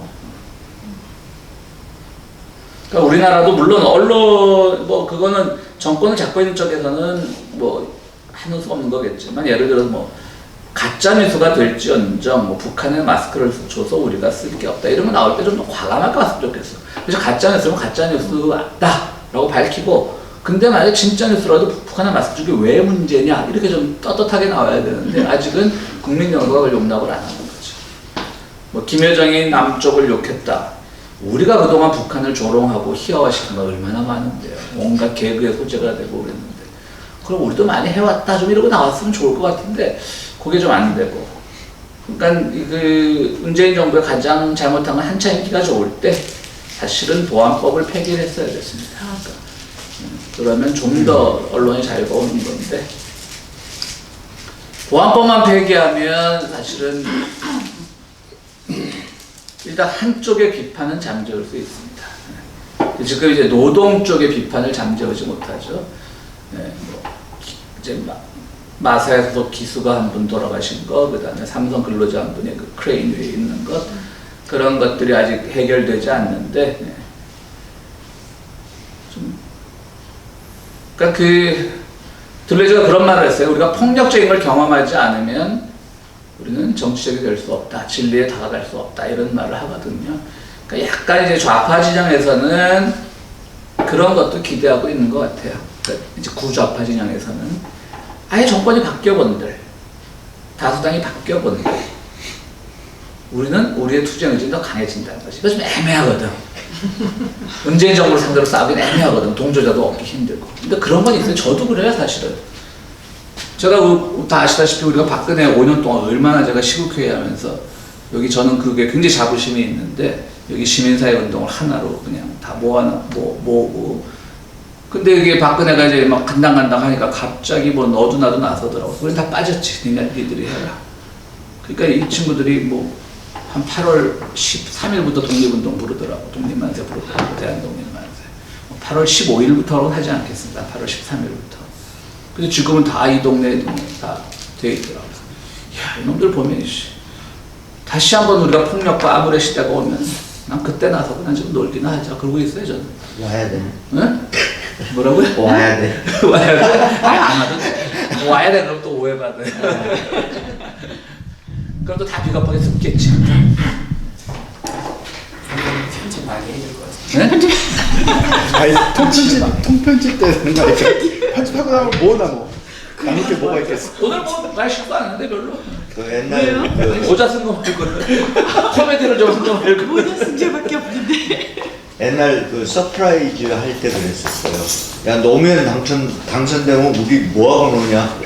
실제로 그랬죠. 네, 우리가 네. 여기 노사모 황호집사하고 나하고 노사모 초기 멤버인데 이명박 때는 우리가 그렇게 문제의식을 크게 갖지 못했어요. 사람들이 다 그 자본에 포획돼서 다 그냥 부자 된다는 말에 포획했고 뭐 이민사회도 그렇고 그러니까 그 줄기차게 5년 동안 술만 먹었죠. 그러니까 이제 그 노사모 격으로 갈라지는 계기가 됐고요. 젊은 친구들이 이제 술 안 먹는 친구들이 뭐 선배들이 맨날 술만 먹고 뭐 그런. 근데 박근혜가 되니까 진짜 못 참겠더라고. 이거는 이명박 5년 정도 좀 바보 하나 가지면 되는데. 그래서 제가 그 매블쇼라고 하는 유명한 팟캐스트를 듣고 있는데 그거는 이제 그 초대 손님들한테 이제 노래를 하나 신청곡을 받아요. 근데 그 이제 뭐 팟캐스트니까 팟캐스트라도 그 저작권의 영향을 받으니까 노래를 신청하고 노래를 틀어주고 지들끼리 떠들어. 그럼 아마 저작권에서 조금 뭐 혜택을 보는 모양이에요. 근데 오늘 나온 사람이 지금 무슨 노래를 듣고 싶고 이제 주제가 그거였어요. 박근혜가 그 이제 한나라당에 편지 보내고 황교안이 응답하고 그 사람이 노래를 뭘 신청했냐? 누구 노래더라? 박명수 코미디언이 부른 노래가 있더라고요. 노래를 뭘로 들으시겠어요? 박명수가 부른 바보가 바보에게. 그런 노래가 있더라고요. 사회자들도 그 최욱이라고 하는 그 유명한 그야말로 팟캐스트의 황제인데 그 들어보세요 한번. 그 여러분들 매블쇼라고 하는 팟캐스트 이름입니다. 박명수 제가 그 매블쇼를 제 나름대로 정의 내린 거는 좌빨 썬데이 서울. 그 내용은 다 유치합니다. 근데 진짜 유치해. 접근도 유치하고. 그래서 듣는 사람들이 의외로 많더라고요. 자, 시끄러워. 그리고 이제 리좀이라는 영화 하나. 너무 어려워서 둘레질 몇 개만 알고, 그러니까 제가 늘 얘기하잖아요. 나가서 그 둘레질에 대해서 아는 척하기 위해서는 일단 욕망의 긍정, 그죠? 그다음에 노마디즘, 탈영토와 재영토화. 그다음 또 하나 빠졌다. 전쟁 기계라는 좀 엄청난 용어예요. 이거 전쟁 기계를 가지고 또 둘레질 연구가들끼리 뭐다 많이 싸워. 이건 뭐냐면 자본주의 질서를, 그러니까 전쟁이란 말이 나오니까 기계란 말은 왜 나오냐면요. 뭐, 그러니까 이 굉장히 이 사람이 이제 과학적, 원자론적으로 이제 단편 원자론주의자. 그러니까 원자 알죠? 전자보다 작은 그 사물의 기본 아주 작은 단위. 그 원자론적으로 우주가 움직인다고 본 사람이었기 때문에 어떤 역사에는 뭐 의미도 없고 아무것도 없는 거예요. 그냥 흘러가는 게 역사인 거예요. 근데 거기서 이제 원자와 원자가 부딪히는 우연의 산물이 역사인 거예요. 그러다 보니까 다 이제 기계라고 푸는 거예요. 기계는 어떤 자본주의 질서를 벗어나려고 하는 모든 작동.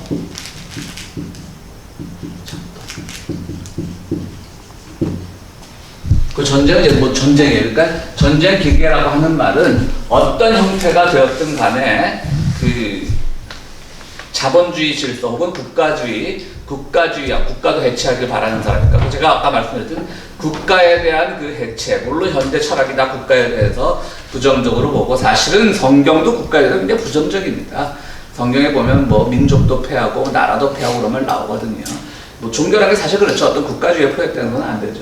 그러니까 그 둘레즈가 이제 국가주의를 특히 다 그렇지만 특히 국가주의가 반대했던 것은 제가 분석하기에는 그가 레지스탕스나 이런 데 깊게 뛰어들지 못했던, 자기 동료들은 거기 나가서 죽고 사형당하고 막 그랬는데 그러지 못했던 그것에 대한 자기 철학적 혹은 도피구, 뭐 아까 도주구, 도피선, 돌파선, 뭐 탈주선, 뭐 그렇게 본다는 것이 제 생각입니다. 또 이 둘레즈 또 좋아하는 분들은 또 헛소리라고 또 방송 보고 그러죠.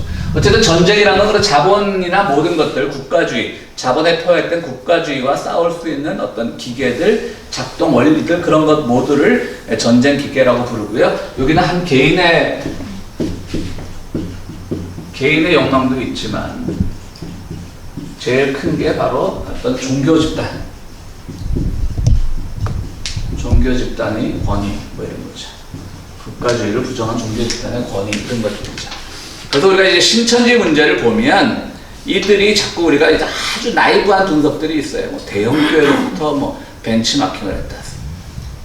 전혀 맞지 않는 얘기입니다. 오히려 대형교회는요, 끊임없이 확산해 나가는 걸 원칙으로 삼습니다. 그래서 그들은 사회적 영향력을 확대해 나가는 걸 원칙으로 삼지만 이 신천지 같은 신흥 종파들은 국가와 마주섭니다. 국가 속에 들어가 있다 국가와 마주섭니다. 그래서 자기들만의 뭐 14만 4천 명이 그런 것처럼 자기들만의 선택과 집중에 중시한다. 그러니까 작동 메커니즘이 다릅니다. 사실은 대형교회들과. 근데 뭐 욕하기 편하다고 해서 대형교회 욕하기 얼마나 편해요. 명성교회 욕하기 좋잖아. 뭐 세습하고. 그리고 신천지 뭐 저기 뭐야 코로나에 뭐 주범하면 다 악으로 그냥 다 묶어가지고 비판하는데 굉장히 그 사람들이 연구가 안 되는 얘기죠. 오히려 작동 원리가 다릅니다. 사실 둘레즈에서도 개인의 욕망이나 종교 집단, 여기서 욕망은 항상 하고자 하는 거, 변화를 위한 욕구죠. 변화를 위한 거죠. 변화와 생성. 그 종교 집단들이 커지고 있는 것들, 이런 것들이 다 어떤 국가를 도전하는 겁니다. 그런 점에서는 긍정적인 것도 있지만 이번에 신천지 사태처럼 부정적인 것도 있습니다. 한국의 1907년이면 우리가 공식적인 강제 병합이 1910년이지만 이미 1905년에 을사늑약이라고 하죠. 그래서 을사조약이라면 큰일 납니다, 여러분들. 을사늑약입니다, 강제로 했기 때문에. 을사늑약이 1905년에 이르면 1907년이 이미 우리가 식민지화 됐을 때입니다. 역사적으로만 1910년부터 보는 거지만. 근데 1907년에 평양, 우리 한국 사람들은 참 자존심도 없는데 평양을 뭐라 그러냐면 동방의 예루살렘이라고 그랬어요. 워낙 교회가 많아. 그냥 예루살렘이 뭐 그냥 평양 하면 되지. 예루살렘을 한국의 평양이라고 부르든지. 대구는 뭐라고 불렀습니까? 해방 직후에. 동방의 모스크바. 대구에 엄청나게 그 좌익 운동이 많았거든요. 거기에 그 유명한 박상희가 있었죠. 박정희의 형. 박상희 누구냐면 김종필의 장인입니다. 그게 1907년에 한국에서 길선주라고 하는 대부흥사가 나타난다. 이 사람은 원래 도교, 노자도덕경 도교 수행자였습니다. 그러니까 신선에 거의 다다른 사람이었죠. 근데 어느 날 갑자기 사람이 회심을 하고 기독교인이 됐는데 너무 연설을 잘하니까 사람이 밤새 모여갖고 나라 이런 울분도 있고 슬픔도 있고 두려움도 있겠죠. 집에 가지 않는 거야. 밤새. 새벽까지 남았어. 그 새벽 기도가 시작된 거예요. 그때부터 일선전부터 많은 목사들을 힘들게 만들고 새벽에. 저는 안 합니다. 맞아요.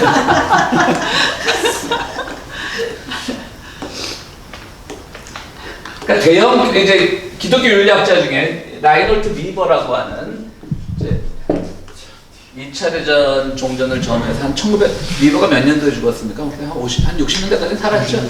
네.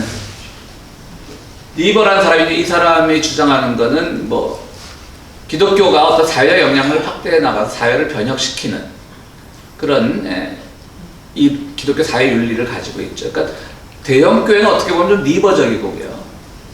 그 다음에 이제 스탠리 하우워스라고 하는 사람이 있습니다. 이거는 틀리면 나중에 목사님 고쳐주세요. 스탠리 하우워스 같은 편이잖아요. 매너나이트. 스탠리 하우워스는 리버와는 다르죠.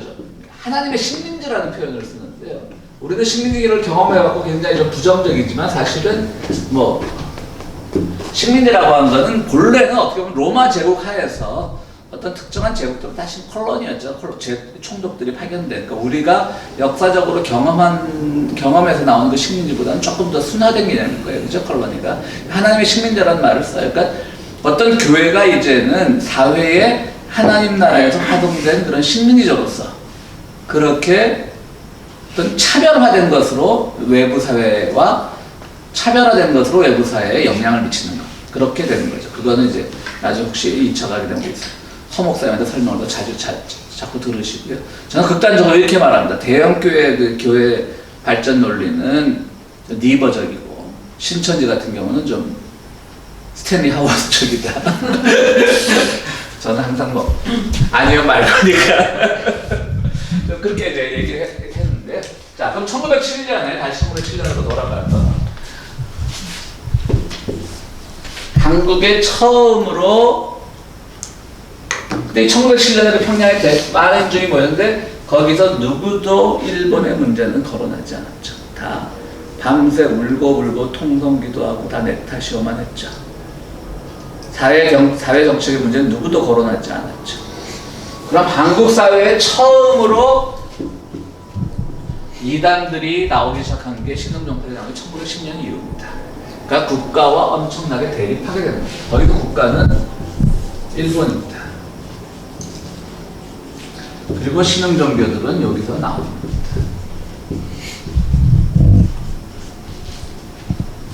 그래도 그때부터 많은 교단들이 가지를 치기 시작하고요.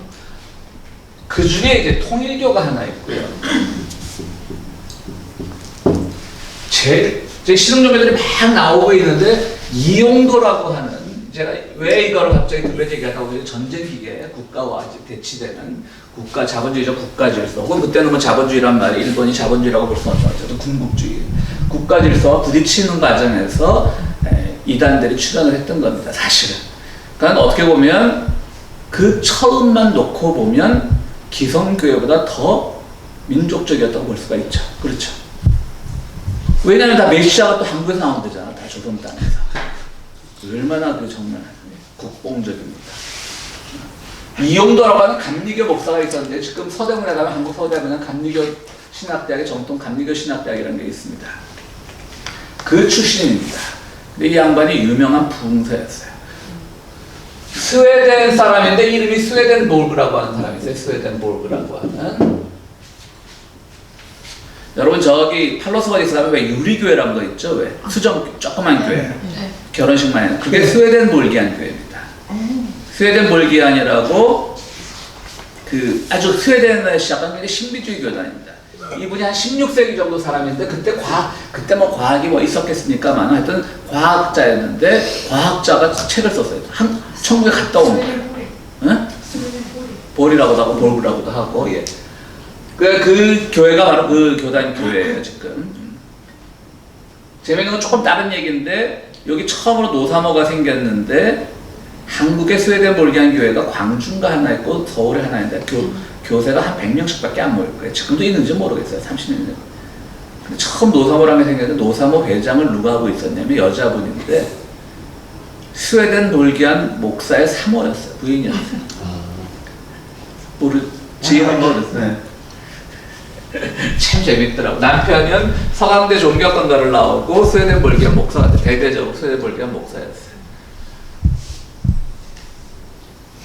근데 이제 처음으로 대규모 집회를 하는데 노사모에서 야유회를 하는데 그날 비가 온다는 일기예보가 있었어요. 그러니까 이 회장인 그 젊은 애기 엄마는 그때 애가 벌써 4인가 그랬어요. 한 30대 초반이었는데 막 비가 오면 어떡하냐 막 발을 동동동동 굴르는 거야. 그래서 안 온다고. 제가 왜 안 온다고 그랬겠어요? 어차피 지금 홍보가 되고 100여 명 이상은 모일 건데 온다고 안 모이면 그 노사모 시작은 말짱항되는 거야. 뭐 해야 돼요? 그래서 내가 무슨 신비가가 아니라 안 온다고. 둘이서 맨날 싸우는 거야. 그래서 그 스웨덴 볼기안 목사 부인이니까 자기 남편한테 얘기해. 저 사람 목사라는 사람이 너무 나한테 얘기해. 결국 비가 안 왔어요 결과적으로. 그리고 마지막 기억나시죠 그때? 마지막 텐트랑 이제 그 카누피랑 다 짐을 싸는데 그때 폭우가 쏟아지더라고. 사람을 다 보내고 몇몇 남아가지고. 야, 아마 그때는. 근데 이러면 목사로서 우리 교회에서 간증을 못해요.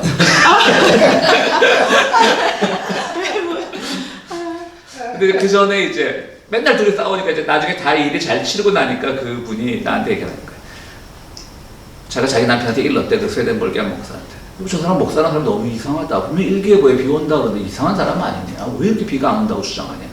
난 주장한 게 아니라 와도 하자는 뜻이었거든요. 그냥 그래서 그 남편 말이 걸작이지. 둘 다 이상해. 그러더니지만 너하고 저하고 그 사람은 둘 다 이상해.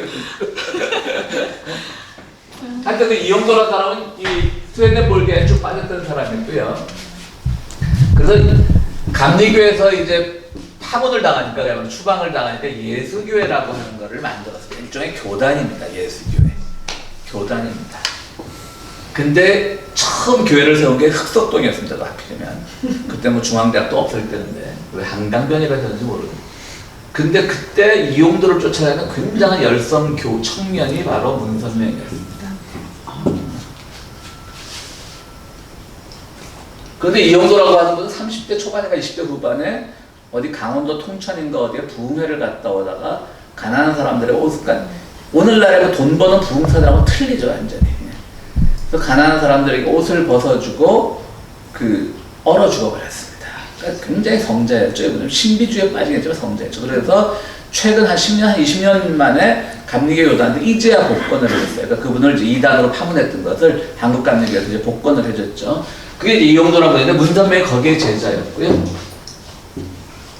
전도관이니까. 네? 전도관이니까. 좀 기다리세요. 이건 전도관 채널에서입니다.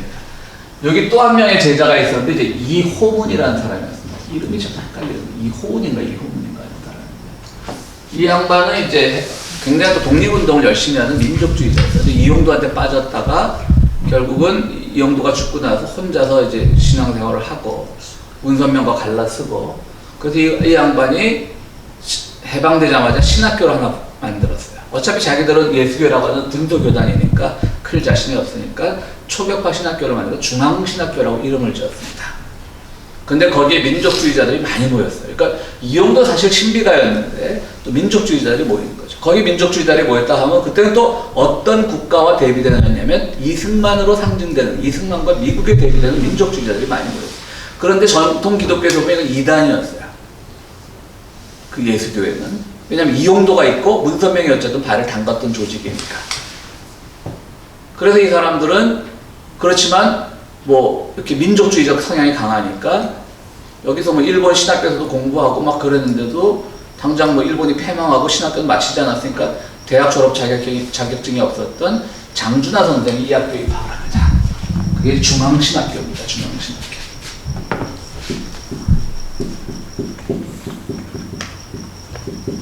그러다가 이것이 오늘날의 그 유명한 목사 아시죠? 강남대학교가 되어 있습니다.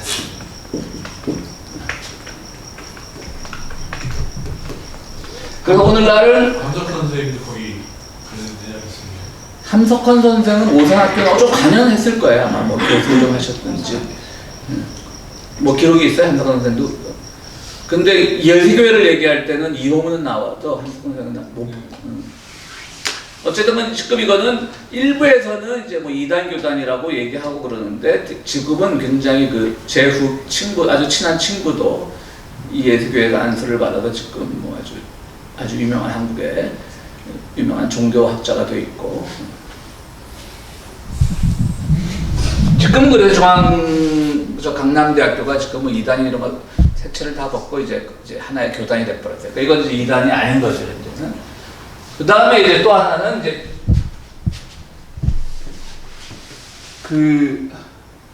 지금도 옛날 대우빌딩 옆에 그 남대문 교회라고 있습니다. 지금도 그게 있습니다. 이건 한국의 장로교 계통인데요.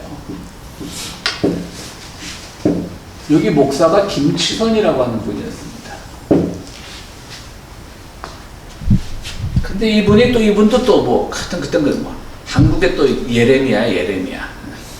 예레미야를 눈물의 예언자라고 부르거든요. 하도 울어갖고 자기 나라를 뺏겼을 때, 남유다강으로 뺏겼을 때, 이 사람은 그냥 막 설교만 하고 우는 거야, 그냥. 근데 한강에서 공연하면 그땐 대형 무슨 이런 뭐 경기장이 없으니까 사람들을 모을 만한 대형 교회 건물도 없고, 수십만씩 모이고 막 헌걸 받으면 막 금반지가 막 가마째로 나오고 그러는 거예요.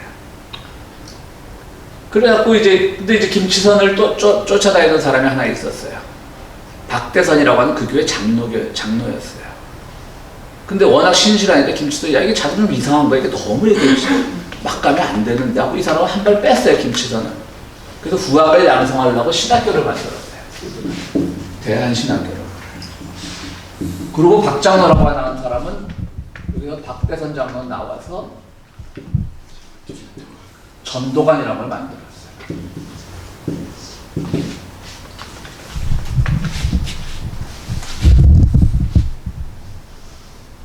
그런데 이제 사람은 이제 막 나가는 자기가 구세주가 되는 거예요. 그래서 일광 아시죠? 일광. 우리 고향. 네. 부산. 일광이라고 하는 유명한 해수욕장이 있어요. 해운대에서 멀지 않은. 굉장히 아주 깨끗하고. 근데 제가 이제 우리 친가 그쪽이랑 뭐 일광, 좌천 그쪽에 뭐 기장 이런 데 우리 친척들 굉장히 많이 가는데 일광이라고 하는 그 땅이 이제 거기서 박장로가 거기 이제 신앙촌이라는 거. 옛날 우리 어릴 때 신앙촌에서 만든 캐러멜이니 뭐 굉장히 유명했어요. 신앙촌 다 들어보셨죠? 담요도 다 나오잖아요. 그걸로 이제 자리를 잡았는데 신앙촌은 언제부터 망하기 시작했냐면 그 유명한 박대선 장로의 아들이 박동명이라고 옛날에 70년대 여배우들하고 하는 칠황태자, 칠공주가 아니라 칠왕자, 황태자, 7명 재벌이거든요. 지금에 말하는 재벌들도 아니고 대부분 졸부들 2세들인데 거기에 끼어가지고 뭐 마약하고 아마 대마초도 했을 거예요. 근데 그때만 해도 대마관리법이 없을 때입니다. 대마초표도 못 잡아갈 때였습니다. 한국에 대마관리법이 생긴 거는 박지만이 때문에 생겼습니다. 박제가 화가 나가지고. 그러니까 그 당시 연예인들도 법이 없어요. 그러니까 핀 거야. 뭐 히로뽕 이런 건 물론 마약관리법이 있었지만 대마초가 마약으로 등록이 안 돼 있었기 때문에 대마관리법이 없었기 때문에 이제 연예인들도 하다가 박지만이랑 같이 하다가 다 잡혀 들어간 거죠. 자, 그러면서 이제 박대선 밑에서 박대선이 이제 막 한들었고 이제 김치선 목사는 장로교 정통 목사로 자리를 잡았죠. 그래서 신학교를 만들었어요. 어쨌든 대한신학교라고. 대한신학교가 낳은 이제 최대의 인물이 바로 전광훈입니다. 훌륭한 인물. 반대로 우리 자매님들은 모르겠지만 최재형 목사가 또 전광훈하고 아주 친한 대한신학교 출신입니다. 근데 한 명은 완전히 새빨간 빨갱이가 돼 있고 개인적으로 친하다는 말씀이십니까? 나중에 끝나고 얘기해줄게, 그것도. 자, 그리고 이제 마지막 이 박대선 장로 밑에서 또 나오는 것이고, 통일교는 통일교를 또 하고, 그리고 이제 이것들이 이제 이쪽은 소위 말하는 이제 예수교회, 통일교, 전도관 이 세 개가에서 배운 사람들이 서로 이제 이합 집산을 하면서 막 섞이는 거예요. 그래서 유병헌이라는 그 권신찬이라고 하는 사람이 더 유명한데 사실은 권신찬이라고 하는 사람이 구원파랑을 만들고 유병헌은 사실 2인자였죠. 그러니까 항상 2인자들이 문제를 일으켜요. 저기 문선명이가 이용도 목사 밑에서 잘못 배웠듯이 그래서 이제 이런 것들이 이제 예수교회들 다 이제 나오면서 서로들 막 섞이고 이러면서 이제 이합집산 여기서 배웠다가 그러니까 다 사실은요 이런 말하기 그렇지만 다 이분들이 순수했던 사람입니다. 초기에 여러분들 순수하지 않고 초기부터 사기치면 사람들이 안 달라붙습니다. 초기에 순수합니다 사실.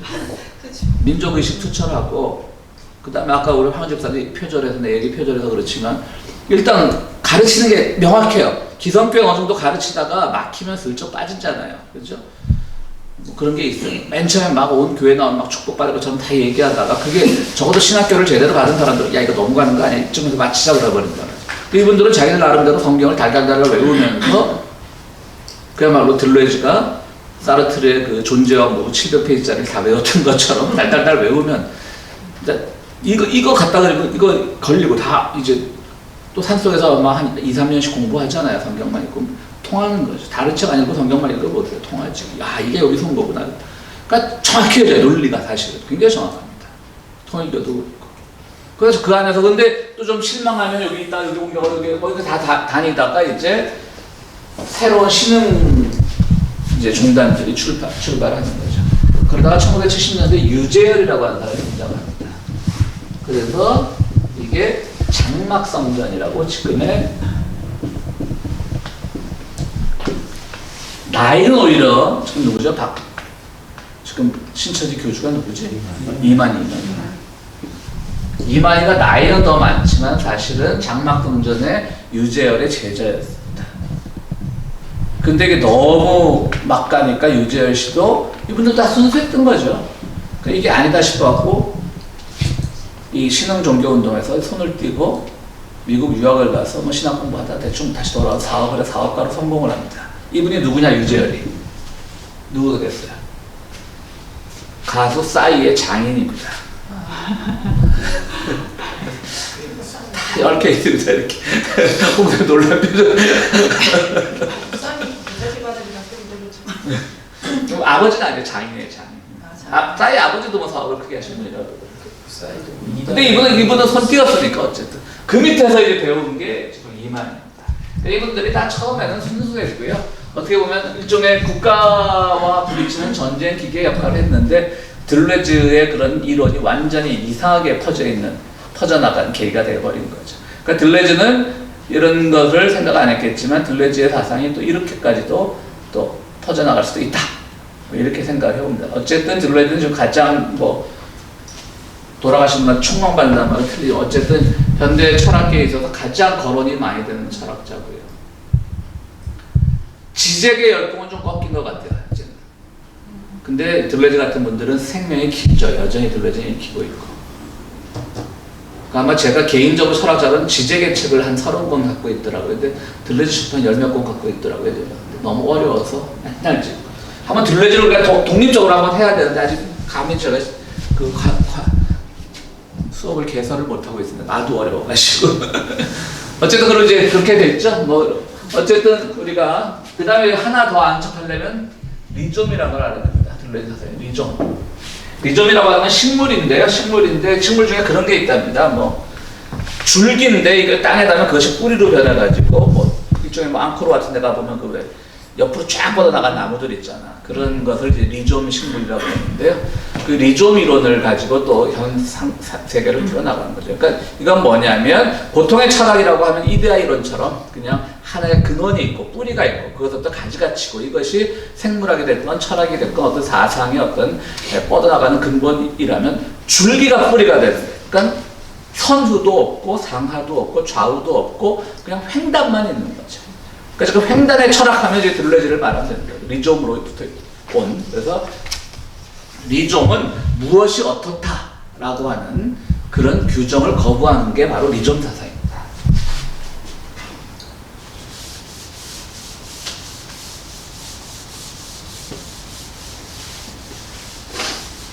그러니까 어차피 우리가 뭐 두 시간적으로 많아도 2시간도 안 되는 시간 어떻게 들레지를 다 하겠습니까? 그러니까 기본적인 의미만 하는데요. 리좀 사상은 뭐냐면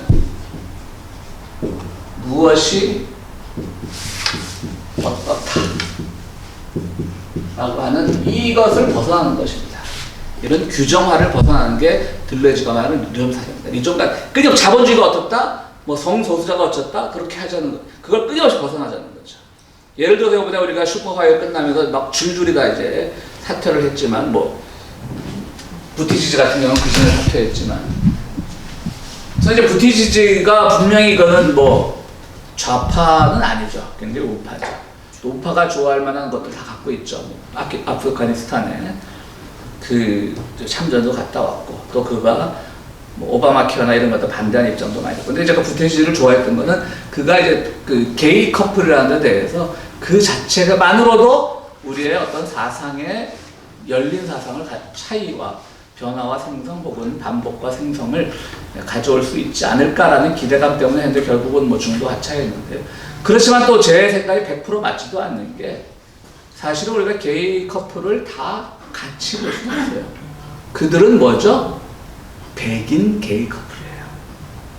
사실은 차별이 완전히 없다고는 할 수 없지만 백인 게이 커플이 이 사회에서 겪는 차별이라는 건 거의 없어요. 사실은. 그러니까 그것도 우리가 오늘날 우리가 성소수자를 가지고 그들이 부당하게 차별받고 그런 것에 대해서 끊임없이 그들에 대해서 생각을 넓혀 나가야 되고 그들을 이해하려고 노력을 해야 되지만 그거 자체도 거기 머물러 버리면 안 되는 거예요. 그럼 성소수자는 다 옳으냐? 그건 아니죠. 또 다른 도전을 해봐야 되는 거죠. 그들은 다 보호받아야 되느냐? 소위 말하는 백인 게이 커플이 보호받을 것들이 있을까요? 없죠. 백인 게이 커플을 보고 욕하는 건 세상에 트럼프밖에 없을 겁니다. 그렇죠? 그러니까 우리는 또 게이 커플이라서 다 들레지식으로 말하면 다 같은 게이 커플이 아닌 거예요. 레즈비언도 마찬가지고요. 거기에는 또 정말 흑인들이 흑인 사회의 그 보수적인 데서 자기를 커밍아웃 못하고 하는 커플들도 있을 것이고 한국 사회도 마찬가지일 거고요. 한국 사회도 얼마나 그 차별이 심해요. 그다음 뭐 트랜스젠더 같은 경우는 더 심하고. 근데 우리는 지금 트랜스젠더나 게이 커플이나 이런 거 용어도 잘 구별 못하는 사람이 의외로 많더라고요. 그래서 하여튼 그런 것들 우리가 뭐 저도 당연히 그런 차별이 많기 때문에 교회에서도 뭐 게이 커플이나 이런 것들에 대해서 우리가 더 전향적으로 생각하고 그러라고 설교하지만 그것이 또 반드시 정착되어야 돼요. 어느 반복과 차이를 통해서 정착되어야 될 건 아니죠. 그들의 차이는 존중해야 되지만 그 차이가 또 하나의 이데올로기가 되면 우리는 또 다른 새로운 영토를 찾아가야 되는 거예요. 그래서 바로 들레즈의 유명한 책 이름이 1000개의 고원입니다. 높은 봉우리가 1000개나 있다는 얘기예요. 그냥. 그럼 들레즈식으로 얘기하면 올라가다 내려오라는 얘기죠. 거기 야 여기가 좋다. 이 1000개 고 중에 여기가 제일 경치가 좋다. 이런 식으로 얘기하면 안 된다는 것도 올라가다 내려오라는 얘기죠. 그러니까 좀 책을 쉽게 쓰면 다 읽을 텐데 쉽잖아요. 안티오이디푸스는 오이디푸스의 그 부모 자식 간의 그 삼각형을 탈주한 거다.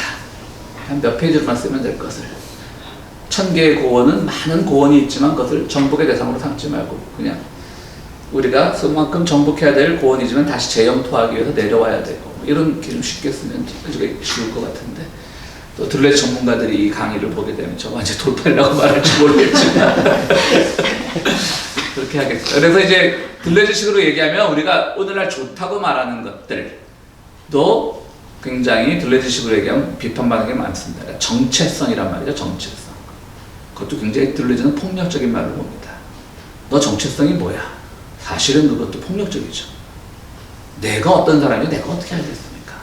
모르는 겁니다. 사실. 내 정체성이 뭔지 내가 어떻게 알겠어요?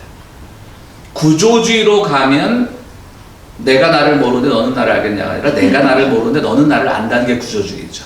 그런데 또 이 들레즈는 구조주의랑도 또 대척점에 서 있어요. 나도 나를 모르고 너도 나를 모르는데 문제는 누구도 모르고 나라는 건 없다는 거죠. 그럼 또 이상하게 또 약간 불교적으로 갈 수 있는데 나는 없는 게 아니라 끊임없이 변화하고 생성하고 차이를 통해서 발전하는 게 나다. 근데 또 들레즈식으로 얘기하면 발전이라도 초점을 맞추지 마라. 변화하니까 발전일 수는 없다. 그렇다는 얘기예요. 그래서 오늘의 결론은 나는 왜 천재가 안 되었을까로 마칩니다.